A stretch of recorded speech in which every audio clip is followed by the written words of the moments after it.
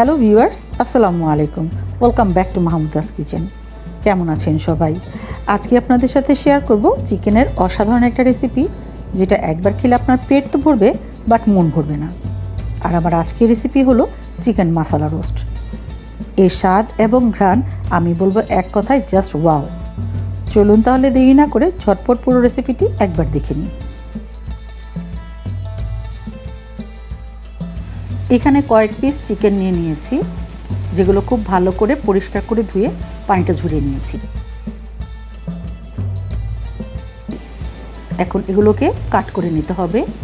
একটা নাইফের সাহায্যে দুপাশেই ডিপ কাট দিয়ে নিতে হবে, যাতে করে মশলা ভেতর পর্যন্ত পৌঁছাতে পারে।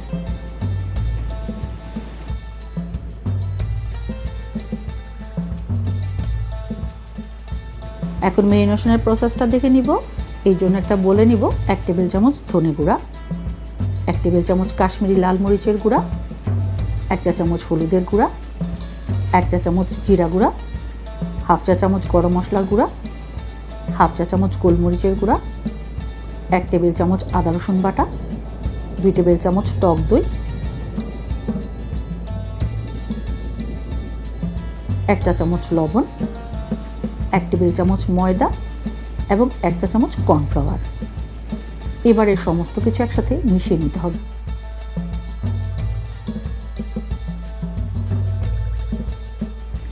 দেখুন মশলাটা ড্রাই হয়ে গিয়েছে, এই জন্য এখানে 1 টেবিল চামচ পানি ইউজ করব, এতে করে মশলা একটা আঠালো ভাব আসবে। এবারে চিকেন পিসগুলো মশলার মধ্যে দিয়ে খুব ভালোভাবে মাখিয়ে নিতে হবে এবং কাটা জায়গাগুলোতেও হাতের সাহায্যে লাগিয়ে দিতে হবে।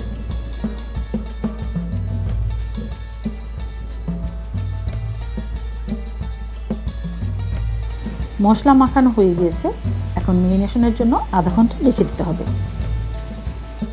এই রান্নায় ইউজ করার জন্য একটা মশলা প্রিপেয়ার করে নিতে হবে। এই জন্য ব্লেন্ডারের ছোট জগ নিয়ে এর মধ্যে চৌকোনা করে কেটে নেওয়া 5টা মিডিয়াম সাইজের পেঁয়াজ দিয়ে দিব।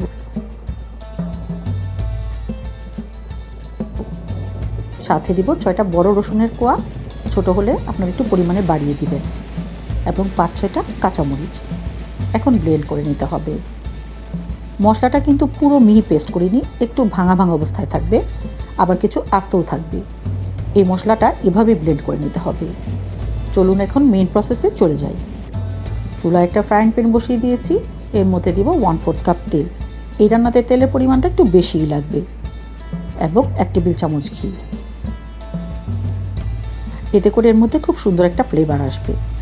তেলটা মিডিয়াম হিটে গরম করে নিয়েছি। এবার চিকেনের যে পাশটায় মাংসের পরিমাণ বেশি, সেই পাশটাই আগে বসিয়ে দিতে হবে। এবারে মিডিয়াম হিটে ভেজে নিতে হবে। এই পর্যায়ে কোনো প্রকার নাড়াচাড়া করা যাবে না, এই অবস্থাতেই ভেজে নিতে হবে। আচ্ছা, প্রায় 3 মিনিট মতো ভেজে নেওয়ার পর ফ্লিপ করে দিতে হবে। এবারে চুলার আঁচ লোতে করে দিয়ে একটু সময় নিয়ে ভাজতে হবে, যাতে চিকেনটা ভেতর থেকে কুক হয়ে যায়। উল্টো পাশটাও আমি প্রায় 6-7 মিনিট ভেজে নিয়েছি। এবার আবার উল্টে দিতে হবে। এভাবে করেই চিকেনটা প্রপারলি কুক হওয়া পর্যন্ত ভেজে নিতে হবে। বেশ সময় নিয়ে চিকেনটা প্রায় 90% কুক হওয়া পর্যন্ত ভেজে নিয়েছি। এখন তুলে নেব।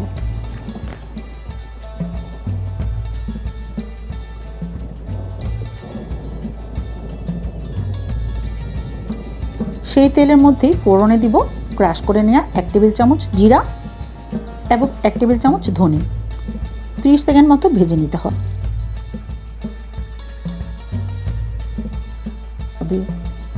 যখনই খুব সুন্দর একটা অ্যারোমা আসা শুরু করবে, তখন বানিয়ে রাখা পেঁয়াজের পেস্টটা এর মধ্যে দিয়ে দিতে হবে।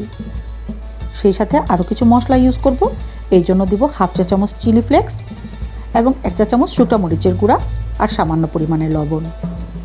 এবারে চুলার আঁচ মিডিয়ামে রেখে মশলাটা ভেজে নিতে হবে। প্রায় 3 থেকে 4 মিনিট ভেজে নেওয়ার পর যখন মশলার কাঁচা গন্ধটা চলে যাবে, তখন দিতে হবে একটা মিডিয়াম সাইজের টমেটো কুচি। আবার ভেজে নিতে হবে টমেটো গলে যাওয়া পর্যন্ত। আরও 2 থেকে 3 মিনিট মশলাটা ভেজে নেওয়ার পর এর মধ্যে দিতে হবে 1 টেবিল চামচ লেবুর রস, সাথে দিব 1 মুঠ ধনেপাতা কুচি। এবারে সমস্ত কিছু একসাথে আরও একবার মিশিয়ে নিয়ে মিনিট খানেক ভেজে নিতে হবে। আপনারা হয়তো খেয়াল করেছেন, আমি কিন্তু মশলাতে কোনো প্রকার পানি ইউজ করিনি। এতে কোনো সমস্যা হবে না, মশলাতেও কোনো প্রকার কাঁচা গন্ধ পাবেন না, কারণ পেঁয়াজের রস, টমেটোর জুস এবং লেবুর রসের জন্য মশলাটা খুব সুন্দরভাবেই ভাজা হয়ে যাবে। এবারে চিকেন পিসগুলো মশলার উপরে বসিয়ে দিতে হবে এবং নেড়ে চেড়ে চিকেনের সাথে মশলাটা মিশিয়ে নিতে হবে। এই পর্যায়ে আরও 1 চা চামচ ঘি উপর দিয়ে দিতে হবে। তারপর লো টু মিডিয়াম হিটে রান্না করতে হবে।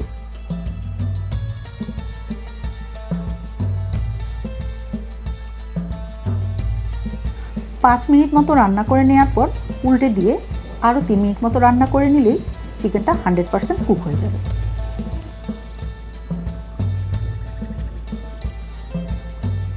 তো ভিউয়ার্স, তৈরি হয়ে গেল আজকের খুবই মজাদার এবং লোভনীয় রেসিপি চিকেন মাসালা রোস্ট।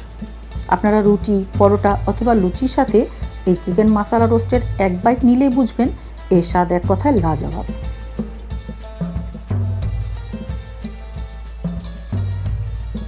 এই ধরনের আরও মজার মজার রেসিপি পেতে প্লিজ লাইক, কমেন্ট, শেয়ার এবং সাবস্ক্রাইব করে মাহমুদাস কিচেনের সাথেই থাকবেন।